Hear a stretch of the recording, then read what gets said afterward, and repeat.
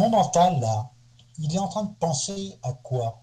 Est-ce que je suis centré, aligné, c'est-à-dire que mon corps est là, mes mains sont en train de faire une tâche? Est-ce que tout mon esprit est présent à ce que je suis en train de faire, ou est-ce que mon esprit est en train de vagabonder ailleurs par rapport à ce que je suis en train de faire? Et ça, tout le monde connaît ça, je pense. Moi, souvent, j'aime bien Tout à fait. faire je fais des références à des expériences du quotidien parce qu'il n'y a que de ça qu'on puisse réellement parler aux autres. C'est de mon expérience, pas de ce que j'ai appris dans des livres ou dans des formations. Bien sûr, ça nourrit après mon expérience. Donc je parle d'une anecdote parce que ça m'arrive toujours. C'est tout d'un coup, je me retrouve, j'étais là assis devant mon bureau, et puis 3 secondes après, je me retrouve debout dans la pièce d'à côté, en train de regarder tous les côtés, de me dire, mais qu'est-ce que je fous là? Ouais. Qu'est-ce que je Ça suis nous est venu arrivé à chercher? tous, c'est vrai, tu as bien raison. Et ça nous arrive à tous. Et Et c'est quoi ça? Et c'est là où tu te rends compte de la force, de la puissance du mental, de la pensée. Il est arrivé, j'étais assis en train de faire quelque chose, il m'a pris, il m'a fait me mettre debout, me déplacer à l'autre bout de l'appartement ou de la maison. Et oui, donc le mental est extrêmement puissant. Et si c'est lui qui a les commandes, ben justement, tu vas te barrer dans tous les sens et tu vas te retrouver à faire des choses que tu n'avais pas prévues ou à faire des faux gestes, à laisser tomber quelque chose, à te couper si tu es en train de travailler avec un outil coupant, etc., etc., etc.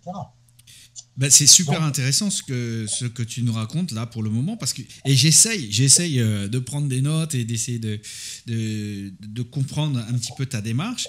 Donc une- donc cette posture d'empathie dont tu parles, tu nous as parlé d'écoute et pour cette écoute, tu tu fais ce travail de détachement qui est en fait la traduction de cette écoute que tu mets en place pour toi et tu travailles et le Qigong t'aide à prendre du détachement par rapport à toi-même et par rapport aux situations aussi, à prendre comme tu dis, de la hauteur. Et, oui. et donc pour mieux écouter l'autre, il faut mieux se connaître. Voilà, C'est voilà. ça la boucle. C'est exactement ça. Et c'est pour ça que c'est une pratique. euh, il faut commencer par soi-même. Tous les sages de l'Antiquité l'ont dit, connais-toi toi-même. Tu ne peux pas prétendre connaître l'autre si déjà au départ tu ne te connais pas toi-même. C'est du bon sens. Et donc tout ce que je viens d'expliquer par rapport à cette élévation de la conscience qui prend les commandes, j'en ai parlé pour faire référence à des expériences où je suis seul. Tu vois, tout ce dont je te parlais, je suis à la cuisine en train de préparer les repas, tout d'un coup, je prends conscience que ben, je suis pas bien ancré, donc je m'installe, je lâche, et puis je prends conscience que, ben, certes, je suis en train de préparer à manger, mais pendant ce temps-là, je suis en train de penser à autre chose, etc. Donc je me réaligne. Ça, c'est apprentissage euh, personnel de soi avec soi. Ensuite, on va pouvoir le transposer quand on commence à rentrer dans une relation avec l'autre. Parce que jouer avec soi-même, si je puis dire, ça reste très facile. Dès qu'on commence à rentrer dans la relation avec l'autre, ça devient beaucoup plus difficile, bien évidemment.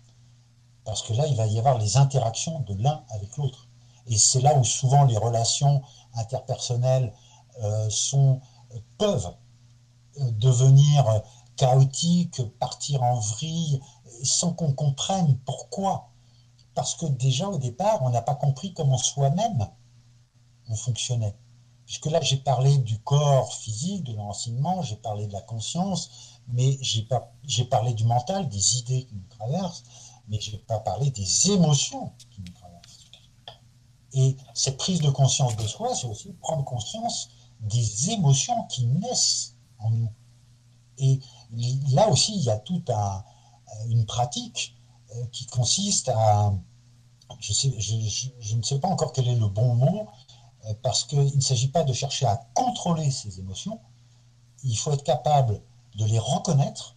Ah, je suis en train de vivre une émotion, d'accepter, parce que cette émotion, c'est une émanation de moi, donc ça ne sert à rien de vouloir la contrôler, c'est vouloir se battre contre soi-même ou se contraindre soi-même. Par contre, ce qu'il faut arriver, c'est à ne pas se laisser submerger par sa propre émotion. Donc là, il y a tout un travail personnel qui est d'arriver à comprendre d'où viennent ces émotions. Et là, ça nécessite d'aller approfondir son histoire personnelle, mais aussi de comprendre des mécanismes psychologiques qui sont propres à tous les êtres humains. Et donc ça aide beaucoup de se former en psychologie, parce que ça aide à comprendre comment soi-même on fonctionne, parce qu'il y a des schémas qui sont répétitifs chez tous les êtres humains. Et tant qu'on n'a pas fait toute cette démarche, on ne peut pas envisager, établir des relations harmonieuses avec un autre. Tu es un peu dur quand même. Pourquoi? Là, sur ça. Parce que je pense que, là c'est moi qui, ça m'engage que moi, mais je pense que les choses se font progressivement et qu'il n'y a jamais de fin à tout ça. C'est-à-dire qu'il faut bien commencer un jour et puis après on verra, quelque part. Oui. C'est-à-dire que on va faire de notre mieux pour pouvoir justement rentrer dans cette... et développer ces niveaux d'écoute, ce genre d'écoute. Voilà. Donc, non, parce que la dernière formule, j'imagine, je me mets un petit peu à la place des auditeurs qui entendent, bon, bah, si on ne fait pas tout ça, on n'arrivera pas à être empathique et on aura toujours une relation un peu délicate. Mais en fait, je pense que sur ce coup-là, on peut... il faut relativiser, comme tu dis, et avoir comme un parcours, un chemin sur lequel on marche, on sait que ce chemin, il nous construit, c'est ça l'important. Et que de toute façon, si à ce moment-là, bah, j'ai pas été peut-être, j'imagine que j'étais pas au top ou machin, ou je commence à rentrer dans mes propres jugements, c'est parce que mon niveau d'écoute, eh ben, il est à ce niveau-là, à ce moment-là. Mais que le prochain, il sera sûrement avec une autre qualité parce que j'aurais fait et j'aurais suivi au quotidien et cette discipline comme manger, boire pour me construire. Une discipline que j'aurais décidé moi-même pour développer cette écoute, notamment pour toi, c'est le Qigong. Voilà, je voulais un petit peu mettre mon petit grain de sel dedans aussi. C'est très bien, parce qu'effectivement, moi je parle et justement, là on parle de communication et je suis en train d'émettre et pour l'instant je suis pas empathique parce que c'est en plus assez difficile avec une caméra et un micro, mais c'est-à-dire que je me mets pas à la place de celui qui écoute ce que je suis en train de dire. Pour l'instant, je suis complètement centré sur moi-même.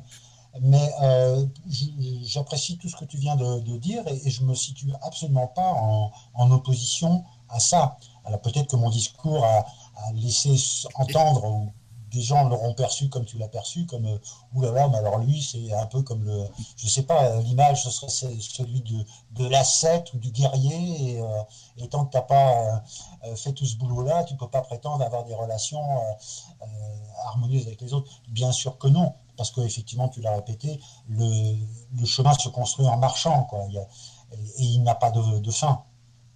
Même la mort n'est pas une fin en soi. Enfin, moi, c'est comme ça que je le conçois. C'est juste un changement d'état. Donc, bien évidemment, moi, j'ai toute ma vie pour continuer à avancer, à découvrir, à m'améliorer. Et ça se construit de moi à moi et de moi envers les autres, bien évidemment. Donc là, pour en fait, donc la démarche empathique, tu nous as défini ton approche et ensuite comment tu faisais, quels sont les outils, ta perception, le Qigong qui te permet de développer justement ton niveau d'écoute avec l'autre.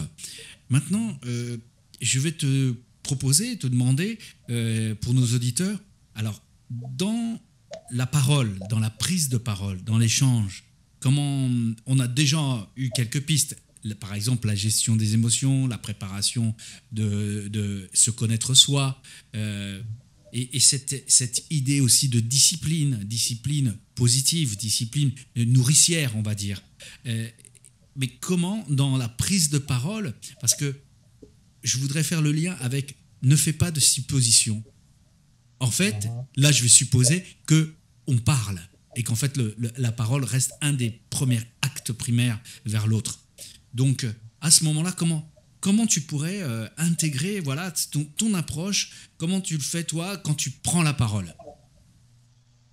Alors, je vais distinguer deux situations, deux occasions où je prends la parole. Il y en a une qui est la situation professionnelle, puisque j'enseigne le Qigong ou quelque chose qui est proche du Qigong, parce que j'évolue aussi de ce côté-là. Et dans le cadre de cette activité professionnelle, je prends la parole. C'est une situation particulière parce que j'ai en face de moi plusieurs personnes et je vais être quasiment le seul à parler sur l'espace d'une heure et demie. Ça ne veut pas dire que j'empêche qui que ce soit de prendre la parole, loin de là. Très souvent, j'arrête et je demande aux uns et aux autres s'ils ont des choses à dire, à exprimer, des questions à poser. Je ne cherche pas à être uniquement le mandarin qui déverse la parole divine et les autres qui n'ont qu'à écouter et fermer leur gueule. C'est pas ça. Mais c'est quand même une situation dans laquelle je suis amené à communiquer par la parole. Et les autres situations, c'est tout ce qui est de l'ordre de ma vie personnelle, relationnelle, quotidienne, à chaque fois que j'ai affaire je pense en premier lieu à ma femme, même si nous ne sommes pas mariés, ma compagne, et ensuite aux relations, aux amis, aux relations de voisinage, et puis à toutes les personnes que je peux rencontrer dans le cadre d'une journée. Donc je fais le distinguo entre le côté professionnel et le côté personnel. Tu veux dire que la préparation, c'est-à-dire avant de la prise de parole, tu vas donc adapter ta réaction en fonction justement de ta situation, c'est ça? Alors, adapter ma réaction, je ne crois pas, parce que la réaction, elle est spontanée. Et par contre, la pratique permet de comprendre comment je réagis. Alors, si je reviens au cadre professionnel, où je dis que moi, c'est moi qui parle le plus, mais des fois, et je sollicite les gens pour qu'ils prennent la parole, qu'ils posent des questions de temps en temps, pas en permanence, parce que sans ça, ce serait le foutoir, je le considère. Mais, et des fois, il y a des gens qui peuvent exprimer quelque chose avec leur façon de s'exprimer, qui vont faire naître une réaction chez moi. Et moi, ça m'est arrivé rarement, mais ça m'est arrivé d'avoir affaire à une personne qui intervient d'une façon abrupte, avec une parole critique envers ce que je viens de faire ou ce que je viens de dire, et immédiatement, ça génère une émotion en moi. Et ça, je ne vais pas le nier. Et comment tu fais alors? Comment je fais pour l'instant, j'apprends au fur et à mesure à ne pas me laisser emporter par cette émotion. Il est clair que surtout dans un cadre professionnel, ça c'est presque intuitif, je ne vais pas rentrer dans j'ai dit ça, tu me dis ça, donc je te dis ça, etc. Comme ça pourrait m'arriver dans un autre cadre. C'est pour ça que je fais le distinguo. Dans le cadre professionnel, il y a quelque chose comme un signal d'alarme qui dit François, là, tu as intérêt à contrôler. Tu comprends ce que je veux dire? Oui, je comprends tout à fait. Je ne peux pas me laisser aller. Si quelqu'un m'a dit quelque chose d'une façon désagréable et qui suscite forcément une émotion en moi, je vais respirer, je vais réfléchir avant de parler et je vais essayer de ne pas de sortir de ce qui pourrait être un piège, de m'enfermer dans un débat parce qu'il y a d'autres personnes et je n'ai pas à monopoliser la relation avec une personne du groupe. Très bien. Donc ça, c'est au niveau professionnel, comment je vais gérer.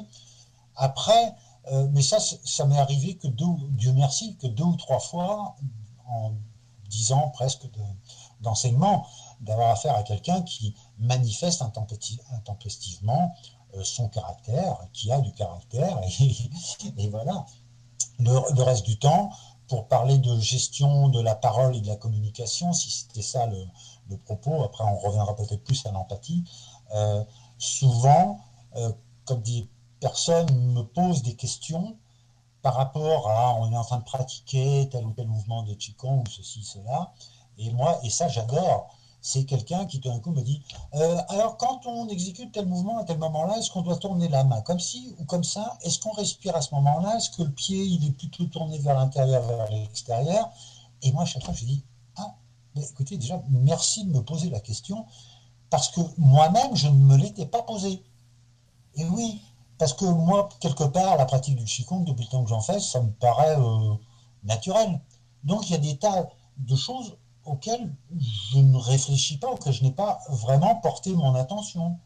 Et c'est là où je trouve que cette posture d'enseignant, elle est magnifique, parce que en fait, c'est pas à sens unique. Et je le dis, je le répète aux gens qui viennent pratiquer avec moi, c'est on est dans une relation. C'est pas moi qui vous déverse un savoir et vous qui gobez tout et qui dites amen.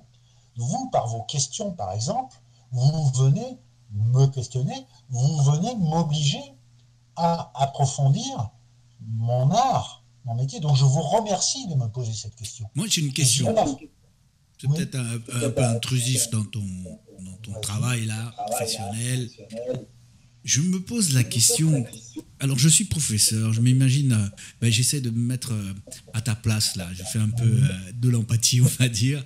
Je me mets à oui, ta place, je commence, mais j'ouvre les yeux et je regarde mes 5 6 élèves commencer à essayer de me suivre, à rentrer en harmonie avec moi. Mais je regarde comment ils bougent et je vois que leur corps me parle. Est-ce que oui.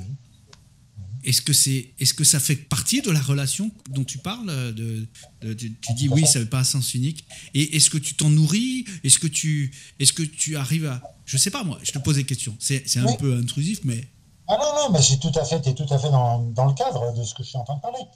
Parce que quand je dis que je me nourris de ce que les élèves m'apportent à travers leurs questions, j'avais juste abordé ça et tu m'as un petit peu coupé l'herbe sous le pied, c'est qu'il y a un autre aspect relationnel où les élèves m'apportent, c'est par, et je ne veux pas être péjoratif, c'est par leur incompétence.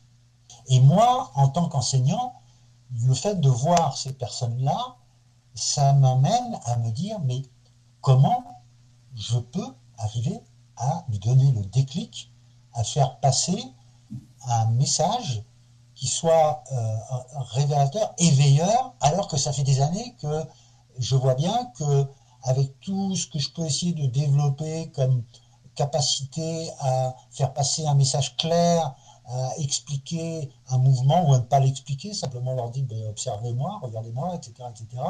Et ben il y a des cas de figure où ben, je suis en échec. Donc ça, c'est extrêmement stimulant parce que c'est à nouveau, on va dire, ok, va chercher plus loin, va chercher autre chose. Donc il est certain que l'observation du corps des autres, parce que c'était ça ta réflexion, est extrêmement informateur et formateur pour moi.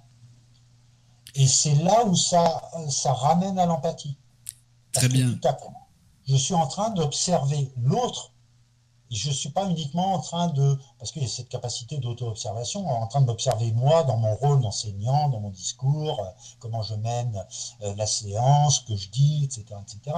Tout d'un coup, il y a cette sensibilité à ce que l'autre est en train de vivre. Comme je m'aperçois qu'il est à côté de la plaque, ben, c'est pas un jugement là que je porte. C'est vraiment de me dire, oui, ben je me rends bien compte que cette personne, quelque part, est en difficulté ou quelque part C'est n'a ton pas travail, encore. c'est toi, Voilà, ça c'est vraiment le travail d'enseignant, il est là et je de trouve, formateur, tout à fait. voilà, de formateur. Et c'est Donc, tout à ton honneur, parce qu'en plus, voilà, tu luttes, tu veux progresser, voilà, c'est encore plein de choses à donner, tout j'en à suis fait. sûr. Alors, Tout pour ça, François, en fait, alors, on va faire, un- on va faire une petite conclusion sur oui. la démarche empathique, Mhm. sur les postures que tu peux conseiller et les attitudes et même les mots que tu peux conseiller dans la prise de parole. Et ensuite, si tu peux nous dire, nous informer sur ton actualité, même en confinement. D'accord. Ok. Alors, pour conclure sur l'empathie, après tout ce que j'ai dit, ce serait surtout résumé à la capacité d'écoute de l'autre.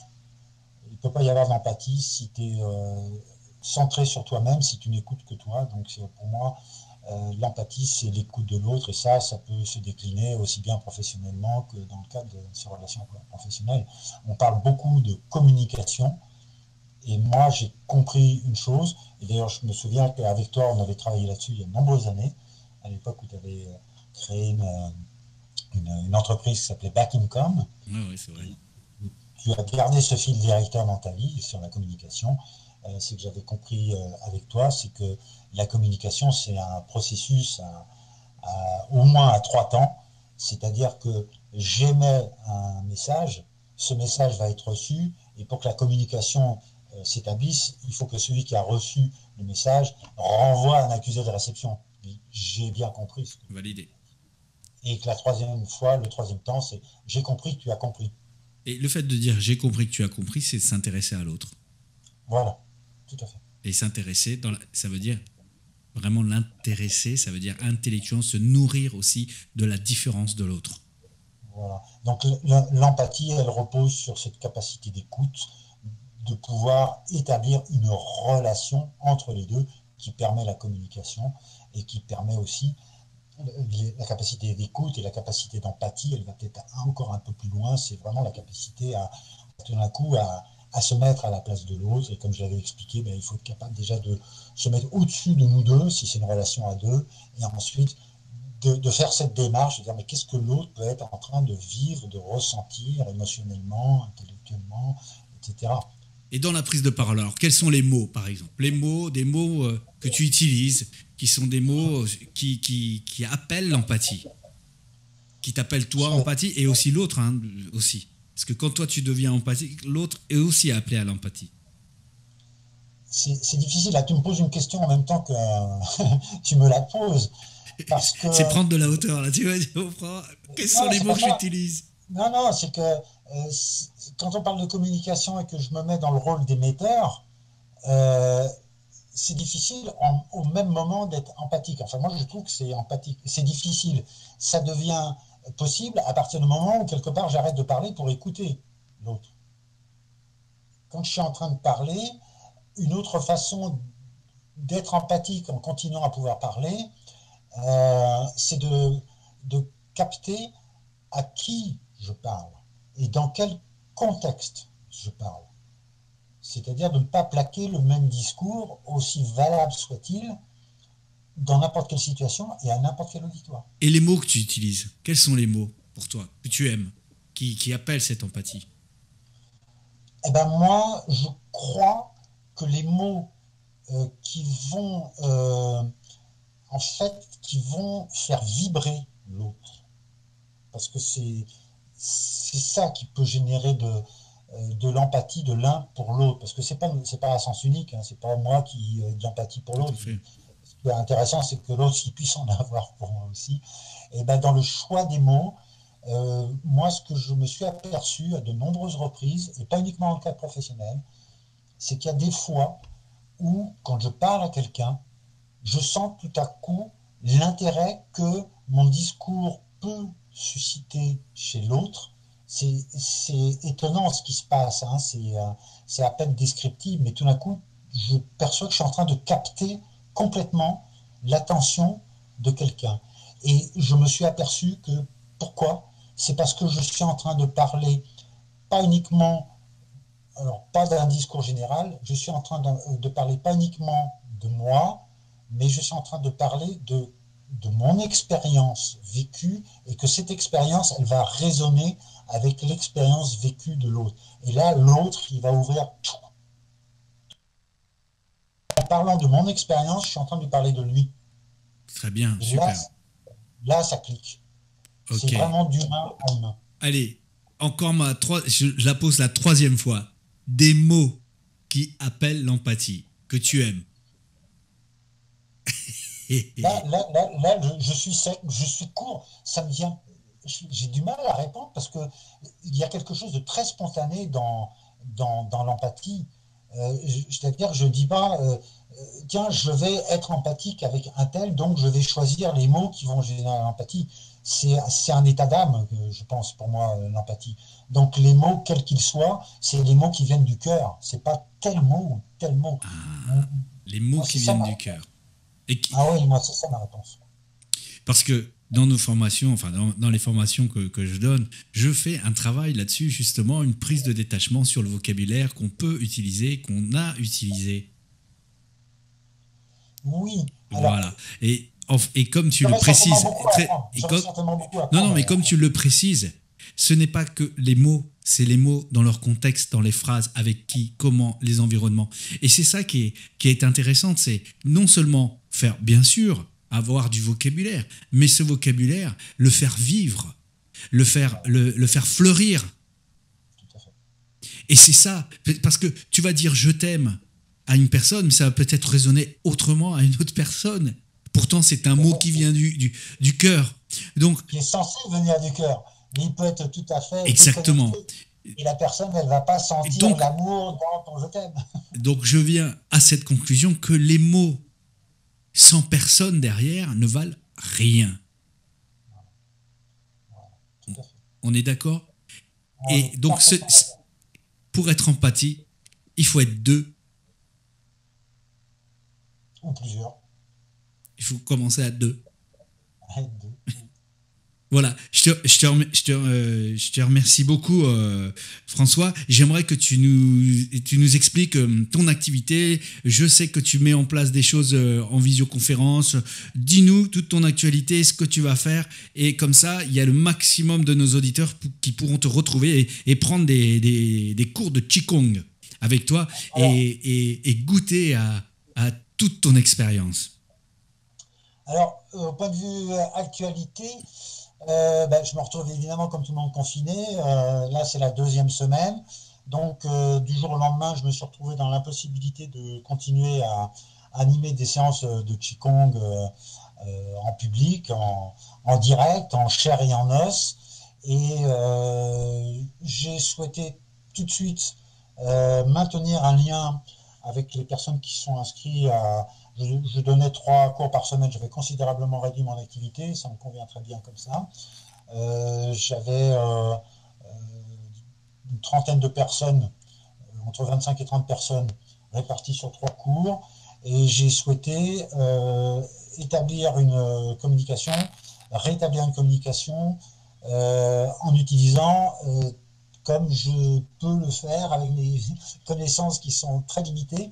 Donc j'ai commencé à envoyer des mails à tout le monde, et notamment en leur donnant des liens pour leur dire tenez, allez voir sur YouTube, il y a un tel prof de Qigong qui anime une petite séance de Qigong, et puis ensuite à leur donner des suggestions par rapport à tout ce qu'on est en train de vivre, à cette psychose, moi j'appelle ça une psychose, il paraît qu'il ne faut pas que j'emploie ce terme-là, mais psychose collective.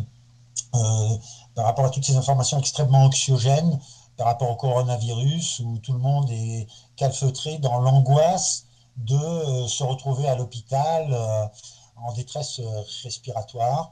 Donc j'ai aussi donné des suggestions plus que des conseils aux gens qui pratiquent avec moi. Et maintenant,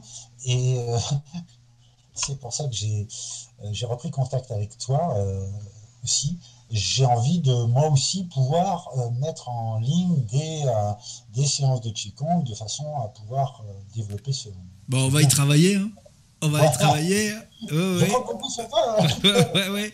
Donc, vous l'avez bien compris, François va faire des séances de Qigong très bientôt, dans les semaines, dans les jours qui suivent là.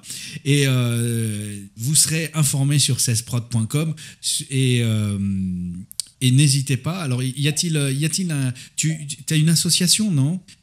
Alors oui, j'ai créé, enfin on ne crée pas une association tout seul, on était plusieurs, qui s'appelle le Sourire Intérieur, et dont le siège social est sur le COS du Larzac, dans le département de l'Hérault, dans le sud de la France.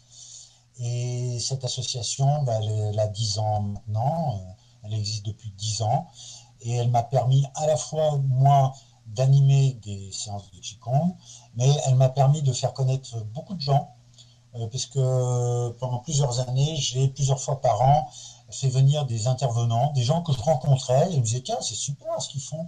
Donc j'ai proposé des ateliers, je disais à ces personnes, j'aime bien ce que tu fais. Génial. Donc souvent j'allais m'inscrire à un atelier pour voir exactement de plus près de quoi il s'agissait. Et ensuite, je leur proposais, je leur disais, écoute, moi, si tu veux, je peux sans doute te trouver une dizaine de personnes, peut-être plus, organiser un atelier, je m'occupe de tout. Toi, tu te pointes, la salle est là. Tu vas m'inviter, hein? Ouais. Tu m'invites, maintenant je sais que tu fais ça. Tu vas m'inviter. Bien sûr. Et comme ça, d'autant plus que ça, j'ai arrêté depuis 2 ans et il faut que je remette ça en place. Et donc, j'ai fait découvrir aux gens qui pratiquaient le Qigong, qui ne connaissaient avec moi que le Qigong. Comment on fait pour te contacter?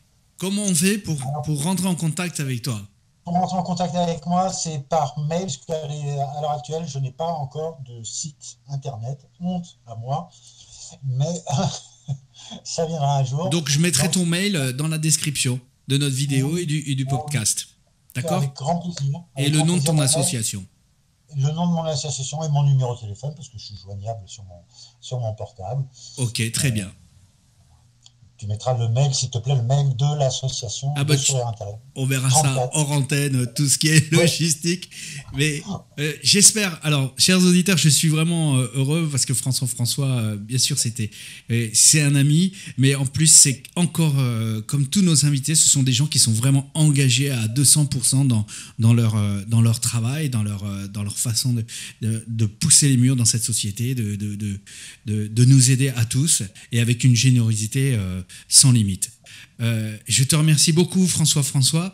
J'espère qu'on se reverra. Je suis en train de mettre en place une nouvelle émission qui sera une émission avec plusieurs intervenants, avec les mêmes intervenants qui ont participé au podcast, dont Denis Strand que tu connais, avec Alexis Rocamora aussi qui est acteur metteur en scène, où on va pouvoir prendre la parole tous un petit peu et parler sur un sujet, mais avec notre touche, avec nos couleurs. Voilà, qu'on va partager sur un temps de 40 minutes. Et tout ça, ce sera bien sûr en public, ouvert à tout le monde. Alors, je te souhaite une très belle journée. Je te remercie 1000 fois d'avoir dédié du temps pour nous. Et je te dis à très bientôt. Au revoir. Je te retourne, excuse-moi avant que tu me coupes le micro, je te retourne ce remerciement, Louis, de me permettre de parler à un public que je ne connais pas, mais qui j'espère pour l'entendre. Et puis je t'encourage vraiment, parce que tu m'épates, je tiens à le dire, et je t'encourage à poursuivre dans ce dont tu viens de parler, ce programme radio, etc., etc., etc. Ok, merci beaucoup. Allez, ciao. Salut à tous. C'était François en direct du podcast numéro 13. J'espère que vous avez apprécié cette rencontre avec ce philosophe, ce maître en Qigong. Et je voulais aussi m'excuser pour les parasites qui sont intervenus, qui nous ont accompagnés pendant tout ce podcast. Mais on était en visioconférence. Il était vers Montpellier, dans le sud de la France, et nous, ici à Saint-Denis. Je voulais aussi vous informer de notre nouvelle offre. En effet, nous avons développé du e-learning et des visioconférences, des créneaux à prendre sur notre site cesprod.com. En effet, en développement personnel, nous vous proposons des consultations basées avec Gulseren et aussi des visio-yoga en famille. Les créneaux sont à prendre sur notre site cesprod.com. Et aussi, vous avez la possibilité d'acheter un pack de 5 podcasts de recentration avec les 5 éléments que nous avons produits ici à CESprod. C'est tout nouveau, c'est pas très cher et profitez-en. Ensuite, vous avez aussi les dojos de la parole en vision de conférence. Vous pouvez réserver vos créneaux quand vous en avez envie. C'est super intéressant parce que il n'y a que 8 participants, donc on peut vraiment favoriser l'échange et le partage. Et bien sûr, le thème général, c'est la gestion des émotions. Ensuite, je vous propose aussi des accompagnements individuels, que ce soit sur le programme de la prise de parole en public ou le profil du chef d'entreprise si vous avez besoin d'aide, notamment sur la pensée stratégique, sur se connaître soi en tant que dirigeant et aussi mettre en place des tableaux de bord ou développer la communication managériale. Voilà, plein d'offres. Ensuite, il y a une promo, bien sûr, pour favoriser ce travail en visioconférence puisque nous sommes en confinement dans des conditions assez spéciales. Et je voudrais vous rappeler que nous avons un challenge, c'est tous les jours à 8 heures, je travaille la centration en direct sur YouTube, sur notre chaîne.